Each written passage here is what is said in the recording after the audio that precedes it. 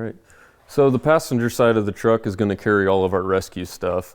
The other side will carry the fire stuff. But on the back door here, we're going to be keeping our extrication tools. We have all Hurst hydraulic tools, so they're all battery operated. We don't have to stretch hoses and all of that stuff anymore. So that's where all these tools are going to go. And then we have our cribbing here for vehicle accidents to make sure that our vehicles are stabilized and before we start working on them. And moving to this compartment then, we're going to have some various hand tools. And then behind this door comes out here. And we've got a ladder because the truck is so tall. There are some spots that we need a ladder, or we may use it on scene for something else.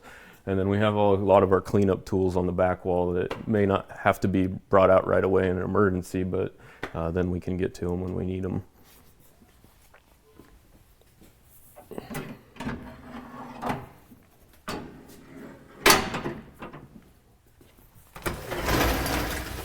And under this door, we're going to have chargers set up here. There's a power strip here so we can charge our extrication tool batteries. We have 8 batteries and 4 tools, so that allows us to get quite a long time using them. Each battery lasts about 45 minutes, so hopefully we won't need them, but if we do need them, they're here. This tray here will slide out, and we're going to be mounting rescue jacks to this tray here. Just another tool that we carry to make our job a little easier.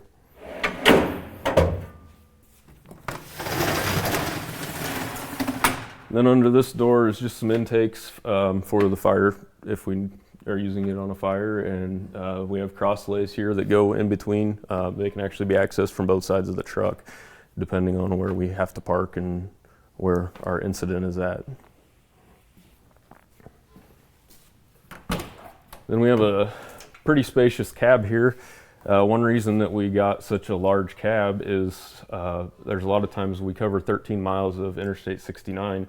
In the wintertime, we're out there quite frequently, so if we have a patient that's waiting on an ambulance and we may need to put them on a backboard or something to keep them warm, there's enough room in this truck to be able to slide a backboard in and also maybe have a patient sit down. At least we can keep them warm that way. And there's also medical cabinets in here to your left here that slide up. They have track lighting in them, and we're going to carry our med bags, our AED, and all of the medical supplies that we would possibly need while on scene as well.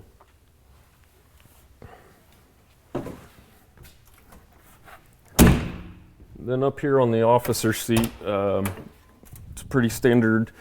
We have a new to us way to control our lights and sirens and everything. It's all in what they call a Vista screen. Everything's push button, and that can be controlled from either side of the truck. So if there's something going on with the officer listening to the radio and talking back and forth, the driver can also access those functions as well.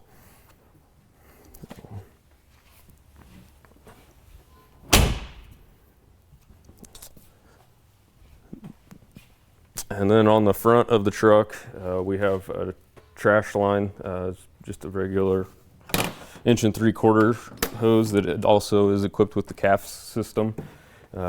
We keep 100 feet of hose on that and use it quite frequently on our other trucks, so that's why we put it on this truck as well. And along with the truck, we have 4 points to mount a winch on the front, back, and both rear corners in case we need to use that for any type of rescue situations as well. I'll let Mike explain the fire side of the truck.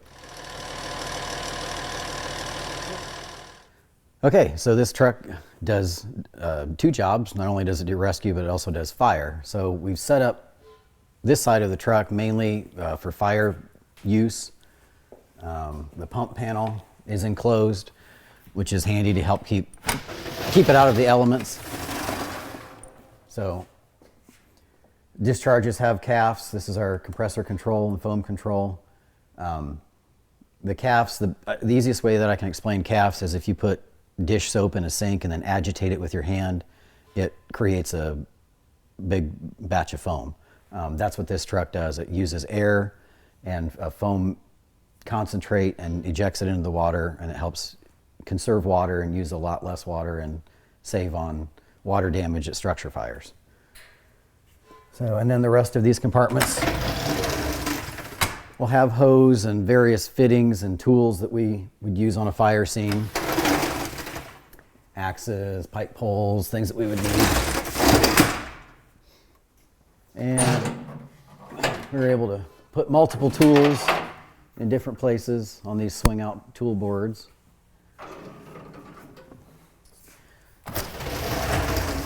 And this more trays and pull out tool boards that we can mount vent fans, saws, and any other equipment that we need to use.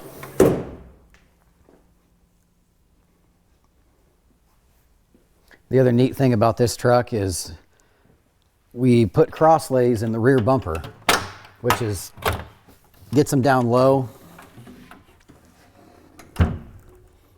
So easier access, we can get them offloaded quicker that way.